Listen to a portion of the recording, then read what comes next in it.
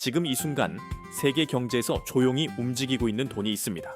모두가 반도체와 AI를 외치는 사이에, 그리고 그 돈이 어디로 가는지를 보면 시장이 보내는 신호가 보이기 시작합니다. 1년 전 870원이었던 호주 달러가 최근 1000원을 넘었습니다. 브라질 헤알도 원화 대비 강세입니다. 반면 반도체 수출 세계 6위인 우리나라 원화는 왜 약할까요? 이 질문 하나에서 오늘 영상이 시작됩니다. 끝까지 보시면 테크 일변도였던 투자 공식이 왜 지금 흔들리는지, 그리고 지금 어떤 기준으로 판단해야 하는지 정리해 드리겠습니다. 잠깐 먼저 이것만 말씀드리겠습니다. 지금 채권 시장에서 이상한 일이 벌어지고 있습니다. 채권은 안전자산이라고 알려져 있습니다. 주식이 위험하면 채권으로 간다고 배웠습니다. 그런데 지금 그 채권에서 손실이 나고 있습니다.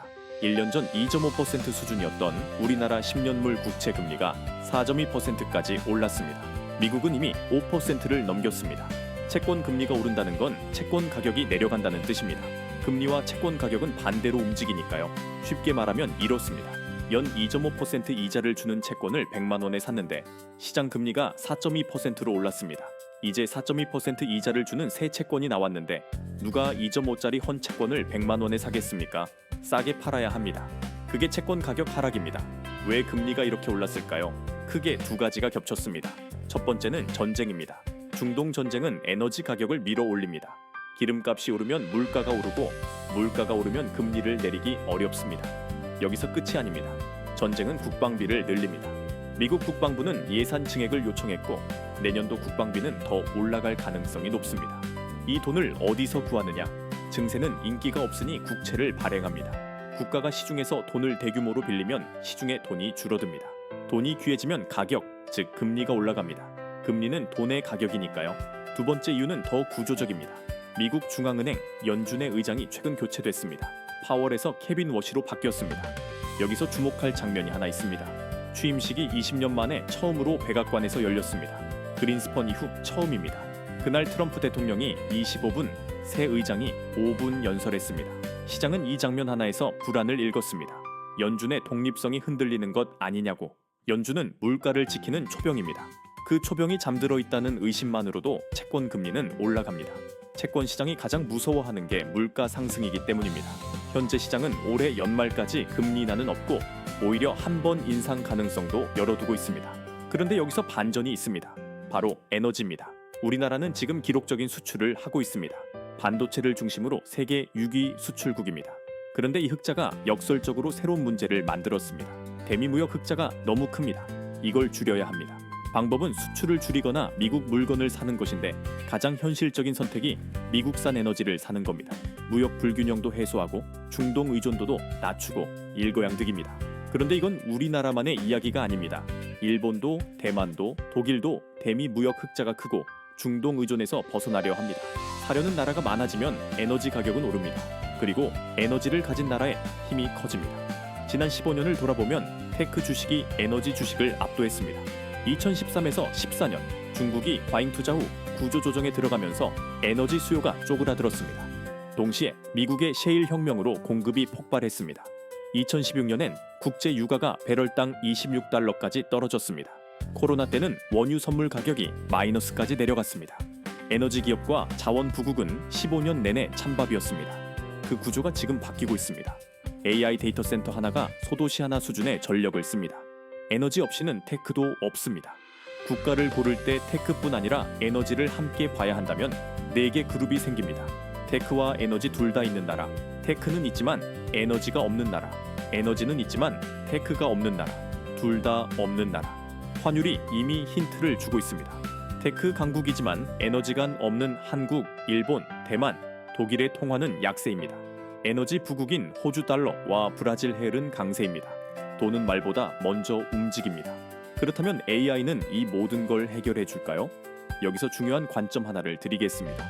지금 전 세계가 빚더미에 앉아 있습니다. 선진국도 신흥국도 예외가 없습니다. 부채를 줄이는 방법은 두 가지입니다. 빚을 갚거나 성장으로 빚 비율을 줄이거나. 일본이 90년대 첫 번째 방법을 썼습니다. 빚을 갚으려고 유동성을 빨아들이니 자산 가격이 무너졌습니다. 10억짜리 집이 1억까지 내려갔는데 빚은 9억입니다. 부채 비율이 오히려 올라갑니다. 잃어버린 30년이 만들어진 이유입니다. 그래서 선택지는 하나입니다. 그런데 성장하면 수요가 늘고 물가가 오르고 금리가 오르면 빚 이자 부담이 다시 커집니다.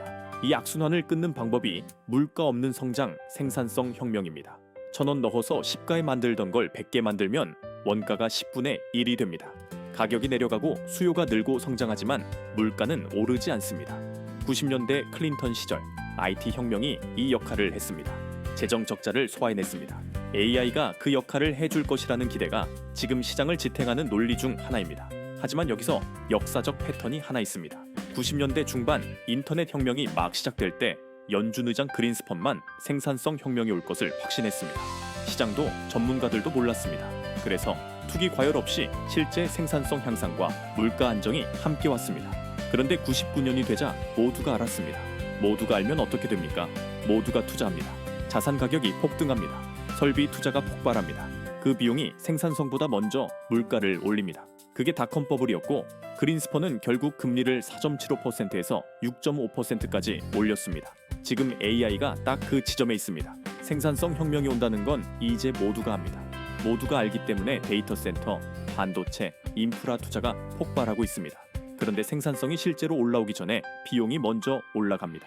단기적으로는 물가를 자극하는 요인이 됩니다. 미래 AI가 세상을 바꿀 방향은 맞습니다. 하지만 그 길은 직선이 아닙니다. 울퉁불퉁합니다. 그렇다면 지금 우리는 어떤 기준을 가져야 할까요? 투자에서 핵심과 위성을 나누는 것이 빈집털이를 막는 방법입니다. 핵심 투자는 S&P 500처럼 장기적으로 꾸준한 자산을 많은 비중으로, 위성 투자는 코스피나 에너지 자산처럼 변동성이 있지만 특정 흐름을 타는 자산들을 작은 비중으로, 위성이 아예 없으면 그 자산이 크게 올랐을 때 가장 높은 가격에 쫓아 들어가게 됩니다. 한 조각이라도 있으면 포모가 아니라 리밸런싱이 됩니다. 처음 투자를 시작하는 분이라면 한 가지만 드리겠습니다. 한꺼번에 넣지 마십시오.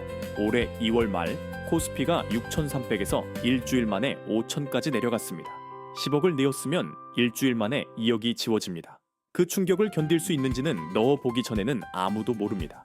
줄넘기에서 한 명씩 들어가야 하는 것처럼 돈도 조금씩 나눠 넣으며 자신의 내성을 확인하는 것이 투자의 시작입니다.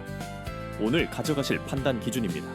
채권 금리가 쉽게 내려오지 않는 이유는 전쟁, 재정 적자, 연준 독립성 우려라는 구조적 요인이 겹쳐 있기 때문입니다.